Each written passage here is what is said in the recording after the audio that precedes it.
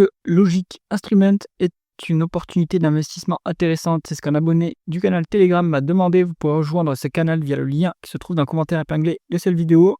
Pensez à vous abonner à la chaîne si ce n'est pas déjà fait. On commence tout de suite avec le cours de l'action qui a fait un x10 depuis 2023. Donc à mon avis, ça vivotait. Et puis hop, comme ils font du matériel durci, du matériel électronique durci, ça s'adresse effectivement à l'armée. Et qui dit hausse des budgets de défense, Logic Instrument engrange du carnet de commande. Donc, le cours a complètement décollé avec ça. Est-ce que maintenant c'est terminé, c'est trop cher? On va regarder. Précaution d'usage, c'est une nanocap, 21 millions de market cap. Donc, attention, très peu liquide. Ça peut être manipulé par des gens qui ont des poches un peu profondes et qui peuvent faire bouger le cours. Donc, méfiez-vous quand même sur ce genre de dossier. Ceci étant dit, on regarde la croissance et effectivement, la croissance énorme à décembre 2024, on fait plus de 121%. Bon, là, il y a des commandes qui sont passées, et en médiane, on était sur 9%. 9%, bon, c'est correct sur 10 ans. Et là, ça accélère très fortement. Un peu d'acquisition à signaler, 8 millions, mais c'est pas c'est quand même significatif. Si on regarde la market cap, c'est quand même un bon tiers. Donc ça booste la croissance, effectivement, si les acquisitions sont bien intégrées. Donc là, ce qu'on voit, c'est très beau, hausse de la croissance, mais quand on dit croissance, on veut hausse des taux de marge. Et ouais, c'est pas exceptionnel en réalité. Donc, on a eu une période de purge, 2020, 2022, 2023. Le taux de marge brut, lui, par contre, il est en hausse sur 10 ans, rien d'exceptionnel. Le taux de marge d'EBITDA en hausse aussi, mais bon, on faisait de la perte opérationnelle. Si pour l'inférence, c'est ici en 2016, bon, ça a quand même doublé, c'est pas mal, mais on est sur un métier qui a quand même des marges très élevées. Sur les dernières périodes, en tout cas, ça s'est amélioré, ça c'est bien. Si on regarde en free cash flow, est-ce que c'est un peu mieux si on a les marges de free cash flow plus élevées? Hop, oui, c'est le cas. Donc, on dégage quand même des free cash flow. On a des free cash flow qui sont presque plus élevés que les EBITDA, donc intéressant. Bon, voilà. Niveau marge, on est sur un business qui sort enfin la tête de l'eau, et je pense que ça sera durable. Donc, on va regarder maintenant ce qui se passe du côté de la conversion des bénéfices nets en free cash flow. Il faut être évident, c'est très laid, on n'a rien en termes de bénéfices nets, et on n'a rien en termes de free cash flow. Si on zoome un petit peu, sur 3 ans, on commence à avoir des bénéfices nets positifs, avec des plus bas que les free cash flow. Sur un an, c'est au contraire. Donc, bon, on va dire que c'est pas si mal. C'est pas si mal. Et si on regarde, est-ce qu'ils sont BFR négatifs? Non. Il faut pas s'y attendre. C'est une toute petite boîte. Ils n'ont aucun pouvoir d'exiger les délais de paiement à leurs clients. Donc, forcément, BFR positif. Est-ce que ça s'améliore sur la durée? Un petit peu sur le dernier trimestre, sur les quelques derniers trimestres. Bon, il faudrait que ça s'améliore encore un petit peu plus quand même. Là, on est encore BFR positif.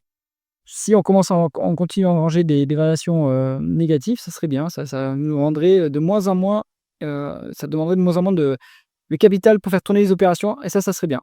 Si on regarde dépréciation, amortissement, DS, dépenses en capital, c'est la même chose à peu près maintenant. Avant, c'était on faisait beaucoup de dépréciation, amortissement et peu de dépenses en capital, donc ça vivotait, on faisait pas grandir l'appareil productif.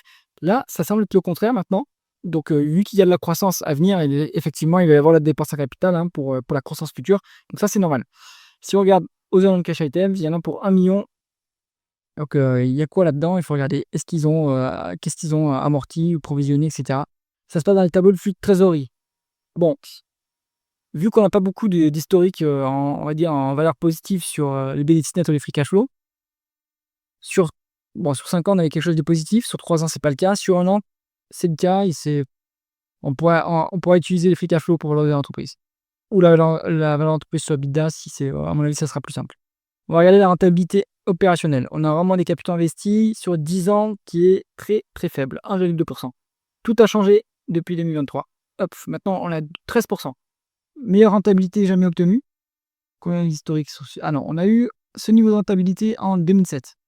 Donc ça fait 20 ans qu'on n'a pas eu ce niveau de rentabilité, donc c'est quand même pas mal. Et ça va leur permettre de s'autofinancer, c'est pas mal. Donc bonne rentabilité, bonne trajectoire, encourageant. On regarde l'endettement. On est cash net sur le dossier. Bon, ça c'est pas mal. Est-ce que ça génère des intérêts? Oui, des intérêts de trésorerie, 520 000 €. Bon, pourquoi pas? Pourquoi pas? C'est ça le prix. Et ça évidemment, ça solidifie le bilan. Les boîtes comme ça, les toutes petites boîtes, en général, elles ont du mal à se financer. Donc, il vaut mieux avoir, de la trésorerie positive. Est-ce qu'ils rendent du cash aux actionnaires? Non, pas de dividendes payés. J'ai envie de dire, bah, c'est normal, hein, c'est une petite boîte qui fait de la croissance. Il y a pas de raison de verser un dividende pour l'instant. Ils ont besoin du cash pour financer la croissance. Si on regarde, il y a pas non plus de rendement d'actionnaire qui est calculé. On a un peu d'actions, il y a un peu de dilution, donc il faut voir. Est-ce que ça, c'est des actions qui sont mises en circulation depuis l'autocontrôle ou pas? Faut les vérifier. Donc est-ce que ce sont des nouvelles actions créées? Dans ce cas-là, c'est de la dilution et c'est un peu dommage dans ce cas. Ça, si vous êtes actionnaire, vous êtes un peu dilué. À noter quand même qu'en 2016, il y a eu une forte augmentation de capital, hein, quand même.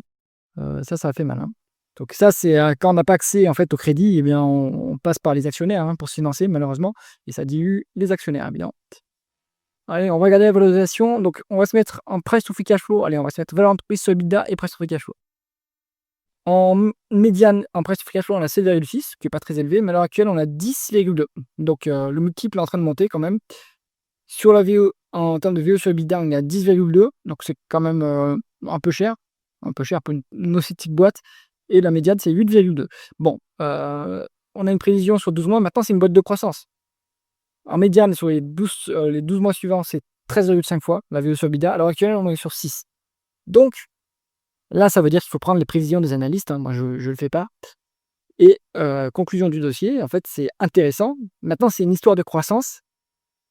Comment est-ce qu'ils vont gérer leur croissance? Les toutes petites boîtes comme ça, en général, ils ont du mal à gérer leur croissance. Donc, si vous êtes intéressé par ce dossier, il va falloir le creuser en profondeur. Et élément très important, il faut regarder le management parce que sur ces dossiers si petits, hein, le management est clé. Il faut notamment regarder s'il n'y a pas des conventions réglementées entre des boîtes, du manager et la société Logic Instruments parce que c'est un moyen pour eux de s'en mettre dans les poches.